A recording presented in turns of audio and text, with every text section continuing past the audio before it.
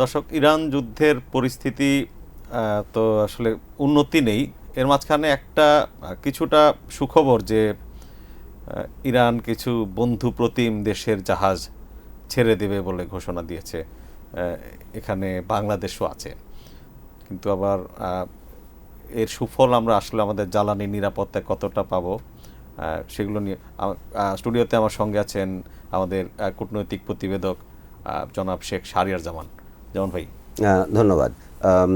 আজকে তো ২৭ দিন, ২৮শে ফেব্রুয়ারি যুদ্ধ শুরু হয়েছিল। এর মধ্যে ১৫০০ বেশি লোক মারা গেছে বলে আমাদের কাছে বিভিন্ন জায়গা থেকে খবর আছে, এবং ডিসপ্লেসমেন্টের পরিমাণও অনেক বেশি, প্রায় ৪ মিলিয়নের মতো। তো এই যুদ্ধের মধ্যে লেটেস্ট যে ডেভেলপমেন্ট, ইউএসের পক্ষ থেকে একটা নেগোসিয়েশন প্রপোজাল তেহরানকে দেওয়া হয়েছিল, সেটা নিয়ে আলোচনা ব্যাকডোরে হচ্ছে। ইউএস বলছে যে Iran begging for a deal, আবার ইরান বলছে যে আমাদের মধ্যে কোনো আলোচনাই হচ্ছে না। সো এটা আসলে একটা ধোঁয়াশার মতো তৈরি করেছে। ইন দ্য মিন টাইম যেটা ঘটনাটা ঘটেছে, যেটা আপনি উল্লেখ করলেন, যে জাহাজ, আমরা জানি যে হরমুজ স্ট্রেট অফ হরমুজ এটা খুবই ইম্পর্ট্যান্ট একটা এরিয়া, কারণ এর মাধ্যমেই কিন্তু অন্তত জ্বালানির ক্ষেত্রে ২০% জ্বালানি জাহাজগুলো এখান দিকেই পরিবহন করা হয়। তো এইখানে হরমুজ স্ট্রেট অফ হরমুজটা তো দীর্ঘদিন ধরেই ইরানের কন্ট্রোলে ছিল। তো সেই যুদ্ধের পর থেকেই ইরান এটাকে কন্ট্রোল নিয়েছে এবং জাহাজগুলো এখান থেকে যেতে পারছিল না। তো সম্প্রতি আজকে যেটা খবর এসছে যে ইরানের ফরেন মিনিস্টার একটা টিভি ইন্টারভিউতে বলেছেন যে বন্ধু প্রতিম দেশগুলো, যেটার কথা আপনি বললেন, এর মধ্যে যে 5টা দেশের কথা উনি প্রথম উল্লেখ করে তারপরে বাংলাদেশের কথা বলেছেন, ইন্ডিয়া, পাকিস্তান, ইরাক, চায়না এবং রাশিয়া, এই 5টা দেশ, এবং পরবর্তীতে উনি বলেছেন যে বাংলাদেশও এই গ্রুপে সামিল আছে। তো স্বাভাবিকভাবে এটা আমাদের জন্য একটা ভালো খবর এই দিক থেকে যে অ্যাটলিস্ট যে আমাদের যে ফ্লোটা, মানে আমাদের তো বেশিরভাগ ইন্টারন্যাশনাল যে ট্রেড সেটা তো সমুদ্র পথেই হয়।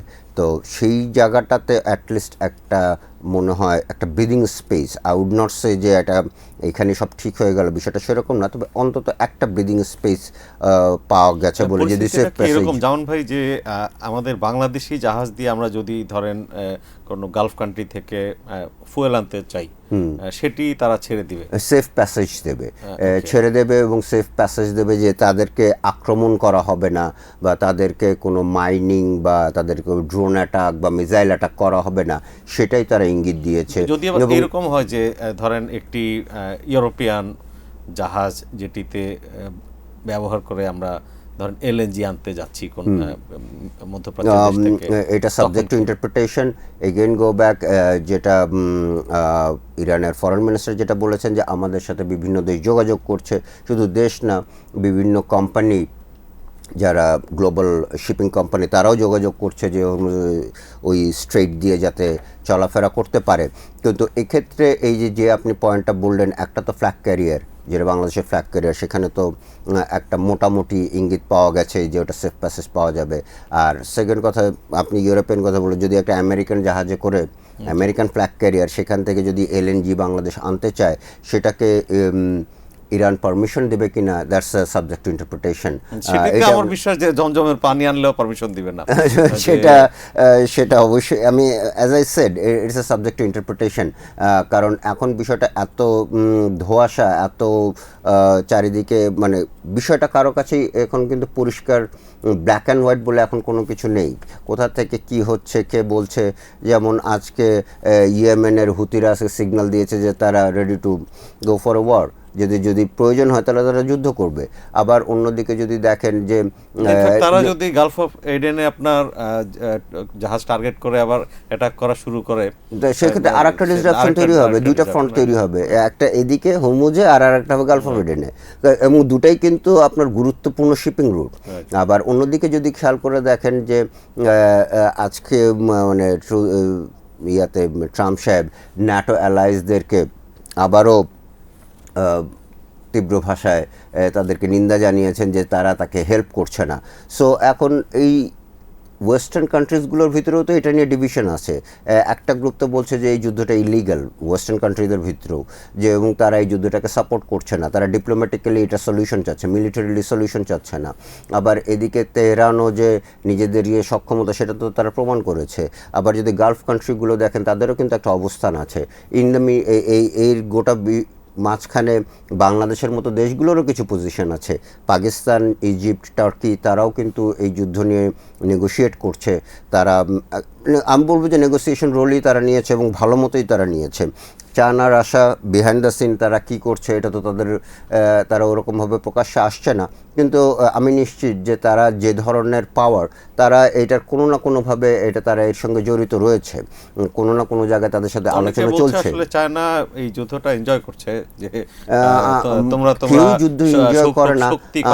আমার মনে হয় যে এইভাবে ওই রকম সরলীকরণ করাটা মনে হয় ঠিক না, কারণ এন্ড অফ দ্য ডে যদি এই যুদ্ধ প্রলম্বিত হয় তাহলে China would be the loser, কারণ এখানে কিন্তু চায়নার তেলও যায়।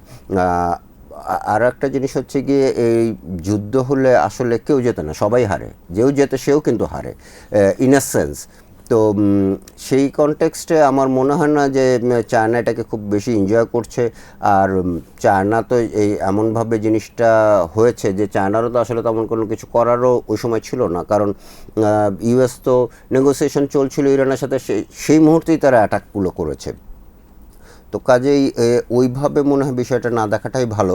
তবে আমার ব্যক্তিগত মত হচ্ছে গিয়ে যে অবশ্যই কোনো একটা জায়গায় তো টার্নিং পয়েন্ট থাকে, যে একটা আউট অফ কন্ট্রোলে চলে গেলে, পরিস্থিতি নিয়ন্ত্রণের বাইরে চলে গেলে আমরা সবাই লুজার হব, এবং সেই পরিস্থিতি নিয়ন্ত্রণে যাওয়ার আগেই যাতে কোনো একটা সমঝোতায় পৌঁছাতে পারে সব পক্ষ, সেটাই পৃথিবীর জন্য মঙ্গল হবে। কারণ WTO তো অলরেডি আজকে মিনিস্টারিলে যেটা বললো যে ট্রেড ডিসরাপশন যেরকম হবে, যে 80% দ্য ট্রেড ডিসরাপ্ট হচ্ছে, এটা তো সাস্টেইনেবল না।